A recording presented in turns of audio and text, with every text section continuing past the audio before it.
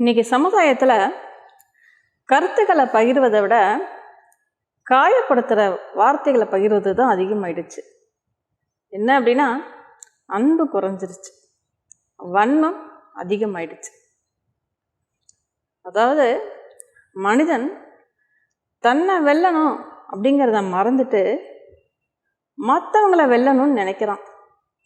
அதனால தான் சமுதாயம் இப்படி மாறிட்டு வருது. அடுத்தவங்கள விமர்சிக்கலாம், தவறில்லை. அந்த விமர்சனம் மற்றவங்கள உயர்த்தக்கூடியதாக இருக்கணும், அவர்களுடைய தவறை எடுத்து சொல்லக்கூடியதாக இருக்கணும். ஆனால் இன்றைக்கி விமர்சனம் அப்படியா இருக்குது? இல்லை. விமர்சனம் அப்படிங்கிற பேரில் அவர்களுடைய பொறாமை வெளிப்படுது, அவர்களுடைய வன்மம் வெளிப்படுது, அவர்களுடைய ஆணவம் வெளிப்படுது, அவர்களுடைய வெறுப்பு வெளிப்படுது, மற்றவங்க வளர்ந்துடக்கூடாது அப்படிங்கிற எண்ணம் வெளிப்படுது. அதனால தான் அவங்களுடைய வார்த்தைகள் அம்புகளாக மாறுது. அதனால தான் அந்த வார்த்தைகள் உங்களை காயப்படுத்துது, கஷ்டப்படுத்துதுன்னு சொல்கிறீங்க. மற்றவங்களுடைய வார்த்தைகள் எங்களை காயப்படுத்துதம்மா, கஷ்டப்படுத்துதம்மா, இதை எப்படி கடந்து நாங்கள் செயல்படுறது அப்படின்னு நிறைய பேர் கேட்குறீங்க.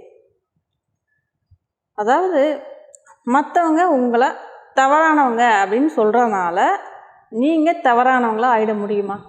சொல்லுங்கள். இப்போ சூரியன் மேலே சேற்ற அள்ளி வீசுறதுனால சூரியனோட ஒளி மங்கிருமா? இல்லை. அதே மாதிரி தான் உங்களை மற்றவங்க தவறானவங்கன்னு சொல்கிறனால நீங்கள் தவறானவங்க ஆயிட முடியாது. மற்றவங்களுடைய வார்த்தைகள் உங்களை காயப்படுத்தாமல் இயல்பாக செயல்படணும் அப்படின்னா இந்த 3 விஷயத்தை சரியாக உள்வாங்கிக்கிங்க. ஃபஸ்ட்டு, அமைதி. யாரோட வார்த்தைக்காகவும் உங்களோட அமைதியவோ உங்களுடைய நிம்மதியவோ நீங்கள் இழக்கக்கூடாது. 2வது, கருணை. உங்களை காயப்படுத்தினவங்க கூட மனிதாபிமானத்தோடு செயல்படுங்க, மனித நேயத்தோடு செயல்படுங்க, கருணையை வெளிப்படுத்துங்க. 3வது, உண்மைத்தன்மை. இந்த உலகமே எதிர்த்தாலும் உங்களுடைய உண்மையை நீங்கள் விட்டுறாதீங்க. இதை சரியாக உள்வாங்கி செயல்படுங்க. அவர்களுடைய விமர்சனம் அப்படிங்கிற பேரில் அவங்க வெளிப்படுத்துகிற அவங்களுடைய வன்மத்துக்கெல்லாம் நீங்கள் பதில் சொல்லணுங்கிற எந்த அவசியமும் இல்லை. இப்படியே ஒன்றொன்றுக்கா நீங்கள் பதில் சொல்லிகிட்டே போனீங்க அப்படின்னா உங்களுடைய பயணம் தடைப்படும். உங்களுடைய பதில் மௌனம்தான். சில நேரங்களில் உங்களுடைய மௌனம்தான் சிறந்த பதில்.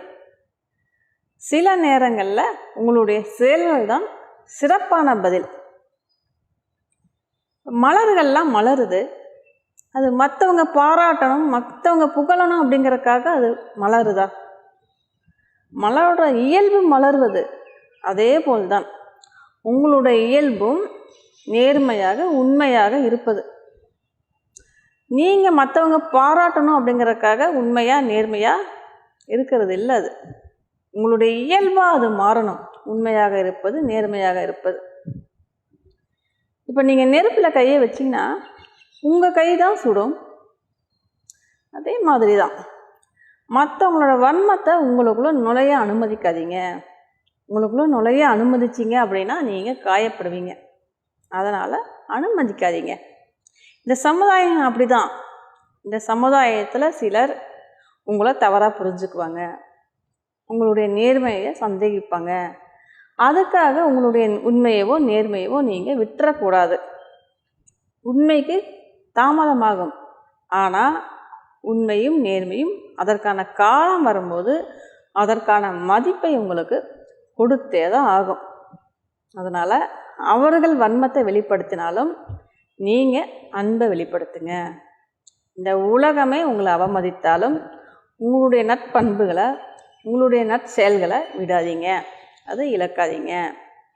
அன்போடு, உண்மையோடு, கருணையோடு செயல்படுங்க, நேர்மையோடு செயல்படுங்க.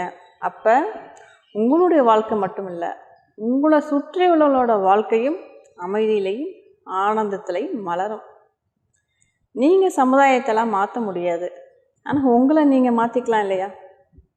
உங்களை நீங்கள் மாற்றிக்கிறது தான் இந்த சமுதாயம் மாறுவதற்கான முதல் விதை. மனிதனை மாற்றக்கூடிய மிகப்பெரிய சக்தி வன்மம் இல்லை, அன்பு தான்.